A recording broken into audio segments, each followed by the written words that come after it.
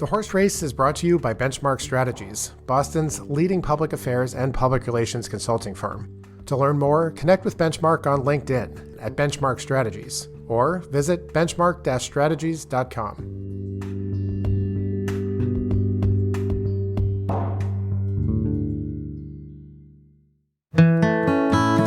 Welcome back to The Horse Race, your weekly look at politics, policy, and elections in Massachusetts.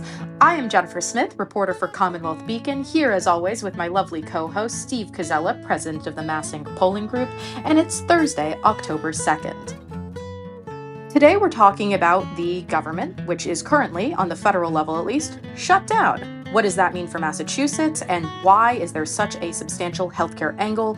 And then, mad about AI, it's a day of the week. Let's get into it. Hi, Steve. Hey, Jen. You look uncomfortable. You must be thinking about AI again. Have you you look tried anxious after reading that going introduction. I do feel anxious after reading that introduction. I was sitting there thinking, AI, any federal buildings that I was going to go into today, everything is just in disarray. Yeah, definitely.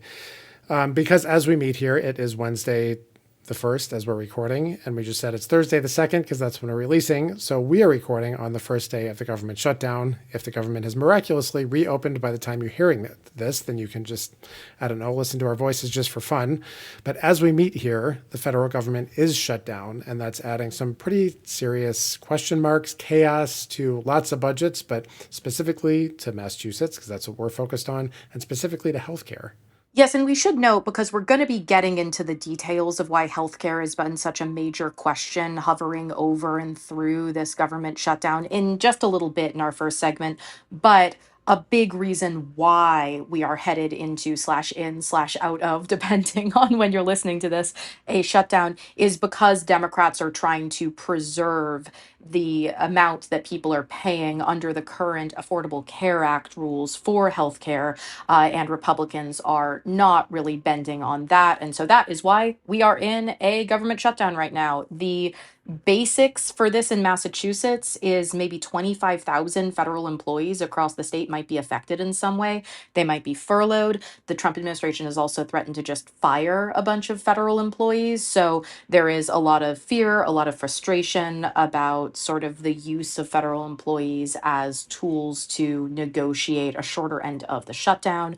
That comes up every time there is a potential shutdown, which has largely been averted. But of course, we will see how this one goes and how long it lasts. Yeah, definitely. And it is important to remember, of course, that there are many federal buildings across Massachusetts and many federal workers that work in those buildings. And this is everything from the ones you might think of, like, the JFK Library or something like that, the federal buildings downtown, courthouses, the people who work in those buildings, the people who administer them, the people who clean them, everything. So lots of impacts here in Massachusetts, and lots of potential impacts on our budget, which is something where we're thrilled to have our friend Chris Lisinski joining us a bit later. That's right. So let's get into it. What do you think? I say giddy up, Jen. That's what I say.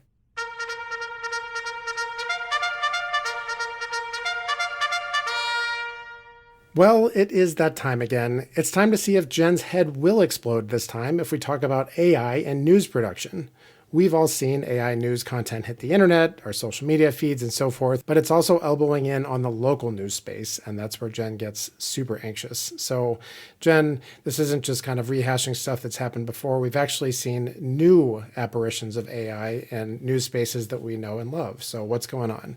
That's right. This has been coming up a little bit more frequently over the last year. And so, to set the scene, to take you into my extremely on fire brain, I will tell you how I discovered Citizen Portal AI, which is one of the many AI products now that promises to basically connect people with their government through having AI scan meetings for them. So, a little while ago, I was covering some specific type of local news. I don't know. Time is an illusion. My brain is garbage.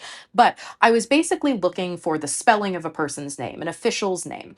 And in journalism, it's important to spell people's names right. So, in actually looking that up, I go to the haunted space that is now Google search results, and you put in the person's name.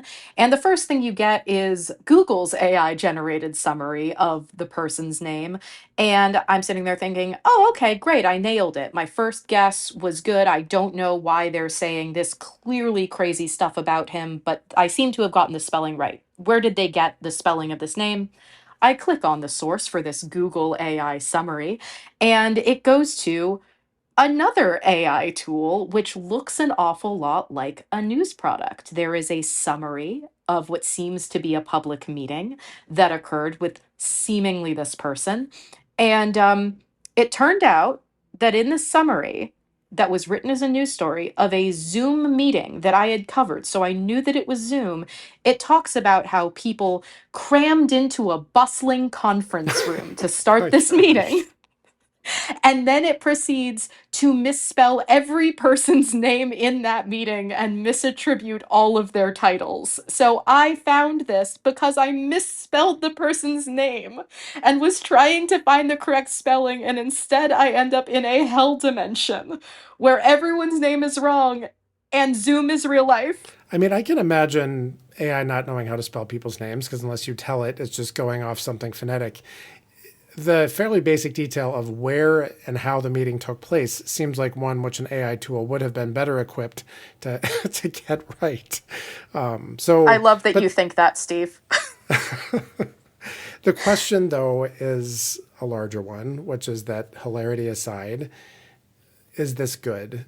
Is it bad? Is it something different than that? Jen, you have strong views on this, and I'm now going to mute my microphone and walk into the other room while you read them into a microphone so my dainty little ears don't have to hear them. But no, seriously, what do you think about this? I think that I can explain my discomfort actually in a way that does involve that sort of spelling and title issue. You might remember we talked a little while ago, Melrose Man made a podcast episode out of inserting some local meeting documents into this tool called Notebook LM, a Google tool, which then like creates a fake podcast of them discussing the things that you put in.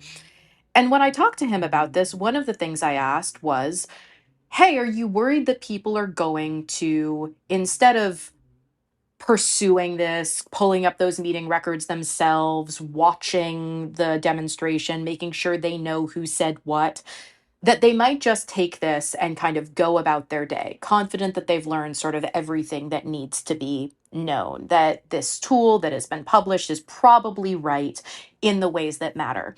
And so, what came up when I noticed this new citizen portal issue is that if you are looking at a story in Revere and you are told that someone just named Mayor Keith said something, and maybe you just moved to Revere recently. Maybe you don't know who the mayor is. There are plenty of people who don't pay attention to local politics. You may have the totally incorrect assumption that Mayor Patrick Keefe is not, in fact, your mayor, and that he said something that is being quoted that may not have actually occurred. So, my main issue is that people are busy. We get a lot of our news online now. And most people aren't in the habit of saying, well, why would something be presented to me as fact if it is in fact not true? And so my main concern with these news document versions of AI is that they are dealing with the same sorts of hallucination problems that all of these large language models are dealing with, but in the scarier field of purporting to substitute for journalism. And that is where I start to get quite concerned because if you think about the essential business model, it's not, hey, why don't you read this, not believe me, and then go Google all of the keywords and then re verify it with some other news. The business model is stop here. This is what you need to know. And so even if there are little disclaimers saying, this may be inaccurate. Feel free to look at the original video. How likely do you think that is to happen if the entire pitch of it was, I took this 3.5 hour video and summarized it for you? So that's where I start to get worried. Let's talk about the business model a bit, though, because one of the undeniable truths of the last 10, 20 years or so in local news is that the business model has essentially, you could use different verbs. You could Cratered. say collapsed, you could say cratered, you could say, it was in some ways ripped apart intentionally in some cases, but it doesn't exist in many places anymore. And if an AI tool didn't summarize the meeting, then literally nothing would probably ever be written about it. So with that in mind, and not in any way taken away from the idea that it would be better if we had a team of local reporters there, is this better or worse than nothing? So that's a really, I think, compelling and common argument here. That came up with the Melrose podcast. Paul Allen is the founder of the Citizen Portal AI. He's not the Microsoft one, he's actually one of the Ancestry.com founders. He was described in an AI write up of an interview with him about AI, described as a serial entrepreneur. So if he has an issue with that, take that up with AI. Um, the thing that he brought up was essentially that we have lost a tremendous amount of local news. We are not just reducing the size of local newsrooms, but we are seeing some of them vanish in entirety. And I think most of us agree that it is not a great situation for civic discourse to have nobody know anything that's happening ever. So I think on a human level, I understand why this would be sort of an appealing pitch. It's better than nothing. But my question, Steve, is if you ask me, hey, what's the weather outside? And I just guess what the most likely weather would be. And I tell you, it's probably sunny. You're in beautiful Kenya. It's probably nice and balmy out there. I'm pretty sure that's what it is. And you go out and it is a torrential rainstorm. Have I given you better than nothing, or have I given you incorrect information that is claiming to be a weather forecast? Yeah, I mean, it seems like it's a threshold, right? Like there's some threshold over which the amount of correct information that an AI tool would create and the proportion and harm caused by the misinformation that it creates, that maybe you could decide that it's good or bad. I mean, I don't know that that's the case, but it comes to mind that, like you said, it's better to know something than to know nothing. And in many communities, my own at home included, you literally know nothing. There is no local media. Election night, nobody knew what had happened until somebody walked over to City Hall and found out, because there's no local media. There's nobody tweeting, there's nobody reporting, there's nobody posting, there's no patch, there's no nothing. So I feel very keenly the loss of that. Yeah, I'm a local reporter myself. I Yeah. just don't know. I don't know whether it's good or bad. I honestly don't, but I certainly appreciate the perspective. Yeah, I think the last thing to, inquire on your, your brain, how you like using it to process information that may or may not be true here, which is what is your experience if you are looking for information? Like, let's say nobody knew what was happening in Melrose. Let's say nobody knew what the results of the election were, unless you happen to go wander over to City Hall.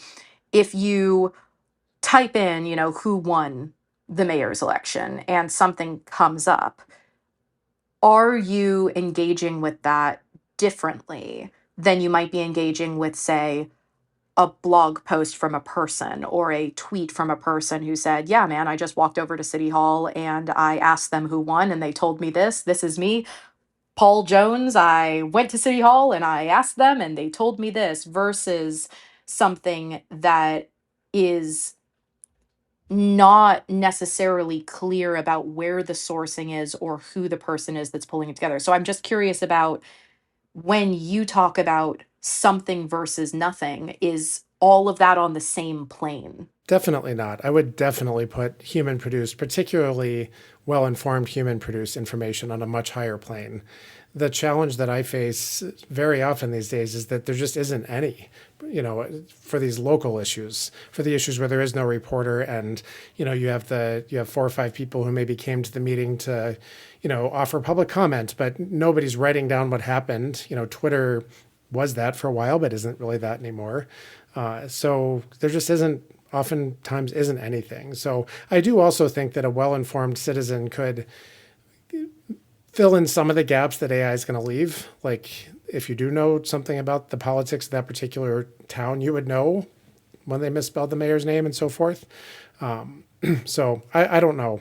I don't know if 80% truth and 20% trash is better or worse than nothing. But we're certainly trying hard to find out right now, aren't we? Yeah, we really are. I think the thing to leave people with is I've been very interested in the write ups about the way that the courts are dealing with this right now. There was just a really great review from 404 Media about the hundreds now of incidents in which lawyers have gotten in trouble with courts for using AI to generate citations and apparently factual cases that in fact do not exist. And so there's this great evaluation of when these lawyers had to then offer a formal explanation or apology to the court, how they talked about why they did what they did. And a lot of the time it's basically like, I fundamentally didn't understand that this is a possibly hallucinatory tool. I didn't realize that it wasn't summarizing things in the way that a person would summarize it. I'm overworked. I assumed somebody else would check this. It's very rarely, I just assumed that hallucinations were fine to include in legal documents. So that I think would be my last caveat. And it's a really, really, really interesting article. So that's my plug for a totally separate news organization right now.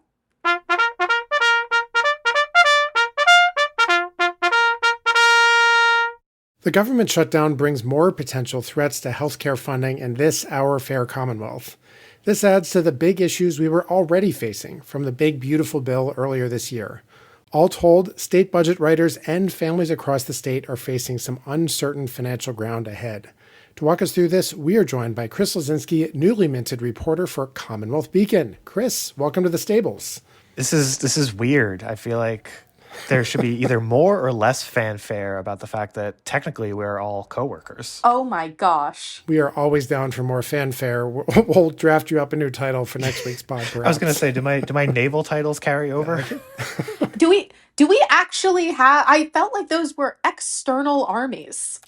Yeah, well, we'll talk to our lawyers about that. But we are very happy to have you in the Massing family, and also happy to have you here today on this here pod because you wrote a great article for Commonwealth Beacon, and also have been following this issue for a long time. Just the impacts on healthcare budgeting, both for the state and for families, of all of the shenanigans that have been going on at the national level. So the new shenanigan, of course, is that as we're recording this, it is the first day of the government shutdown. We record on Wednesday.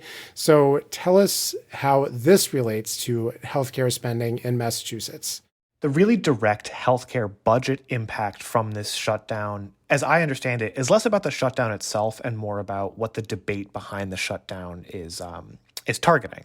That is the enhanced premium tax credits. These are pandemic-era expanded tax credits through the ACA that help millions of Americans and hundreds of thousands of people here in Massachusetts pay for health insurance, pay less out of pocket to get healthcare coverage, which, as we all know, is mandatory in Massachusetts, or else you face a tax penalty. Democrats want to extend these tax credits that expire at the end of the year. They're using the government funding deadline as leverage to try and get Republicans on board with extending these, and so far, no dice. Republicans have not given in, have signaled very vaguely that maybe they'll focus on the debate later in the year, but have not indicated any real substantive interest in extending these. This is a lot of wind-up for me to say that I've been told by folks at the Massachusetts Health Connector, which is the state's ACA marketplace, that if those tax credits expire, it will cost state government about $255 million more just to keep connector care premiums around their current very low levels. So basically, putting that in plain English, if in 2026 Massachusetts wants to keep its most subsidized option at current subsidy levels, it will need to cough up an extra $250 million to do so, barring any action by Congress. And all of that, of course, leads to the question, which is, does that seem like a likely occurrence? Yeah, I would say it's fairly likely, with the obvious caveat that nobody really knows what's going to happen, and there are too many competing cost pressures to name them all right now. That being said, I think that Connector Care, which helps some of the lowest income people in the state get health insurance with little out-of-pocket impact. That is clearly a huge priority for the legislature and for Governor Maura Healey. They actually used savings from this federal tax credit to expand eligibility for this program. So I think all of that points toward this being a pretty high priority. This will be high on the list of costs that state government wants to fill as federal funding dries up. And some pretty dramatic language is being used about the impacts on families as well. We've seen the phrase gut punch, for instance, which was in the headline of the article that you wrote. What are the dollar amounts we're talking about? Like this, it sounds abstract to say hundreds of millions, quarters of billions, et cetera, for a family, for a person. What are the hundreds and or thousands of dollars difference in costs that they would be looking at?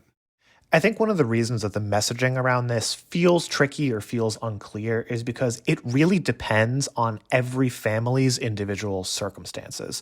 The way that these tax credits work is it caps payments at a certain share of income rather than giving everyone the same flat dollar amount. So that means that someone who's earning $20,000 a year will have a different added impact compared to a family of four earning $100,000 a year. All in all, more than 300,000 Massachusetts residents will face higher premiums if these credits are not extended. And it could be an extra $50 a month. It could be an extra $400 a month. It could be an extra $900 a month for those healthcare premiums, depending on, again, the very specific income and demographic factors for each family. That gives us an opportunity to do our favorite thing here on the podcast, which is describe charts to people. We really enjoy it. We're getting very skilled. So you did use the KFF online calculator tool to basically create some visualizations for what this might look like and to kind of illustrate a little bit what you were talking about here. So you put in, for instance, hypothetically, if you're a 38-year-old and a 33-year-old couple with two children, 8 and 5 in Suffolk County, earning $100,000 a year. So like a very specific instant case, you might, with the enhanced premium tax credits available to you, be paying $523. Whereas without them, you'd be paying $830. But if you're earning far less, for instance, if you're a single 60-year-old in Berkshire County earning $33,000 a year, you might right now only be paying $67, and that would rise to $193. So even if kind of the dollar amounts are going up and they're very affiliated with the specific income levels, you end up feeling that sort of impact a lot more strongly the lower your income level is, because of course this is taking up a higher proportion of the amount that you are currently paying for healthcare. So everyone would end up paying more, but proportionally it would end up hurting some people a lot more than others if the state weren't able to step in. Is that about right? Yeah, that's absolutely about right. I would recommend folks who might be affected go to that KFF online calculator tool, punch in your information, at the very least just to get a rough sense of what you might be looking at. Next month, we should note November 1st is the start of the open enrollment period. And I believe that people will be able to see plan information that takes into account the expiration of these tax credits. I don't think it's expected at all that, the estimates will assume congressional action. They're going to assume no congressional action, give people a sort of worst case scenario outlook. So keep an eye out and do your research, do your math. So then adding this to what we talked about on the podcast maybe 3 or 4 months ago with the big, beautiful bill and the massive alarm bells that was setting off at the time, it feels like the financial picture that the state is trying to draw is less clear than, and perhaps more alarming at the same time, but at least less clear than ever.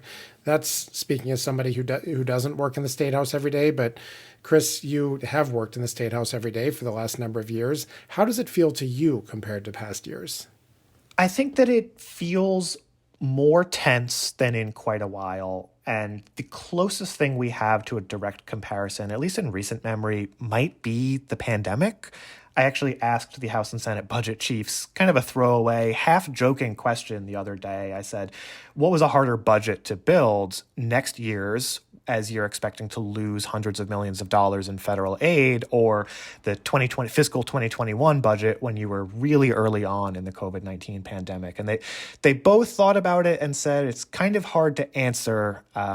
One's not necessarily harder than the other. They were different. And I think that illuminates a lot, that we are back in that sort of uncertainty, even if the exact circumstances and inputs are very different.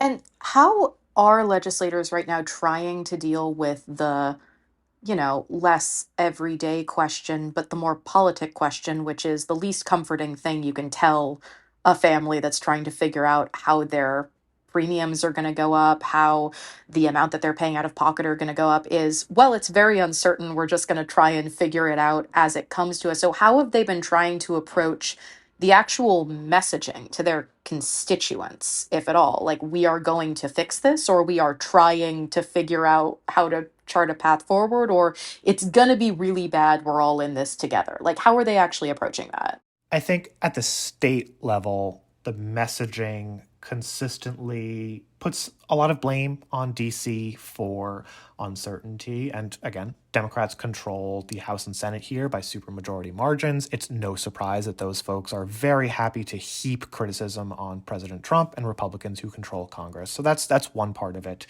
The other part is there's a lot of pledges that the House, Senate, and Healy administration will work together, will continue to stay in close communication, and will really take things one step at a time as more and more information becomes clear. For the most part, they're not ruling anything off the table in terms of spending controls, cost controls, other than maybe dipping into the state's long-term savings account known as the Rainy Day Fund. So I think folks are trying to signal that they're willing for state government to endure some pain as well, maybe give up some spending goals it had as well, in an effort to spread out the pain and keep costs as close to as reasonable as possible for families. Obviously, whether that's successful is the $45 billion question. And just in the background of all of this, we should note, since you are in our stables, and so we all go to the same events now, Chris, you and I were yesterday, so Tuesday for the folks listening, at a Commonwealth Beacon event about essentially how are we actually doing when it comes to healthcare. We've got this federal sort of terror situation that everyone's trying to figure out, but on a basic level, we have all been feeling the crunch in our healthcare system for many years now. It's gotten more dramatic. I think one thing that really stood out to me was the sense that we are already in crisis. This was already an ongoing problem and concern before you even add the federal layer on top of it. So, the biggest, most meta question here, is there any sense that in the context of the federal situation, that the way Massachusetts has already been approaching and trying to fund and trying to provide healthcare has been unsustainable or in decline in a way that demands a kind of system rethink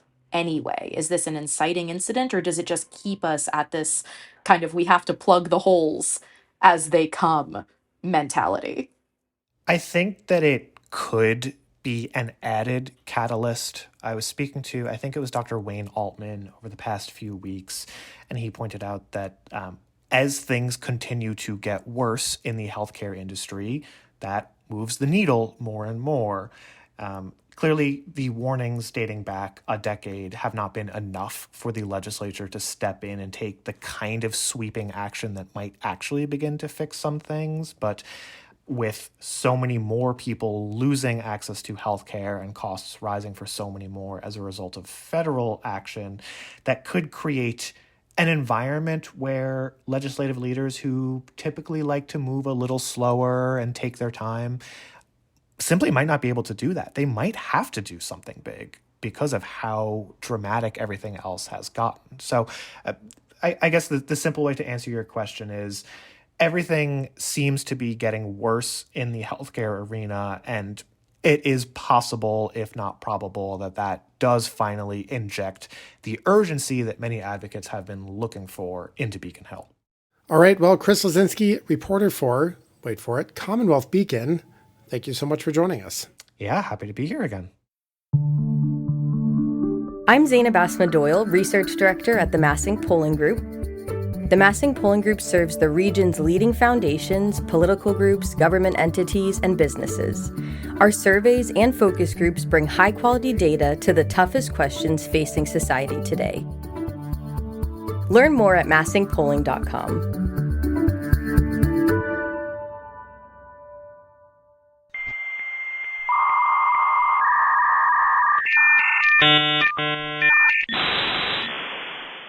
And that brings us to our final segment, which this week is brought to you by our long-lost tech department. Jen, what's the story this week? I'm sorry, I can't focus. I was too distracted by that horrible sound that led into this segment. I am a millennial, but I didn't have to hear that all that much. I am told that something called American on the lines is not. I'm sorry. I know you're making fun of me now. Short-time listeners may not know that I am 1,200 years old, and Jen is young and sprightly compared to my old and wizened self. That's but right, I did we're grow doing. up with, I did grow up with AOL, which is America Online for those who are too young to remember, and I grew up with dial-up internet. And that is actually the thing that AOL, that great site that used to leave those CDs around at stores offering you like 800 free hours, is killing dial-up internet. That's crazy. I think. I didn't- I don't know. I Is didn't this actually just know that sad it to still you for existed. nostalgia? Well, it is in a sense. In another sense, I didn't honestly know that anybody still used it. Like I was kind of surprised to learn that it still existed. But it did bring back memories of like you are trying to, do something on the internet upstairs. Somebody picks up the phone downstairs and you instantly know that whatever you were doing, it's just lost. It's over, lost to the sands of time, I'm afraid. Well, pour one out, Steve. I'm really sorry for your childhood. I could have made a joke about CDs or tape decks or something like that, but I decided I don't need to torture you like that when you can't physically come and like throw a Dunkin' in my face. Well, here's one way which life has improved. I looked up the stats, and it says that a 1 gigabit home line is 417,000 times faster than the old 2400 baud modems that we used to use to dial up back in the early days of the internet. So if you think your Wi-Fi speeds are slow, I have no sympathy for you. I'm sorry. Well, sympathy, not sympathy, but we don't have is time. That is all the time we have for today. I am Jennifer Smith, signing off with Steve Cazella. Our production and theme music is done by Charlie Cazella. You can write to us at thehorseracepodcast@gmail.com. Don't forget to give The Horse Race a review wherever you're hearing us now. Please write it yourself. Don't have AI do it for you. Subscribe to Commonwealth Beacon's daily download. Reach out to the Massing Polling Group if you need polls or focus groups done. And we will be back next week.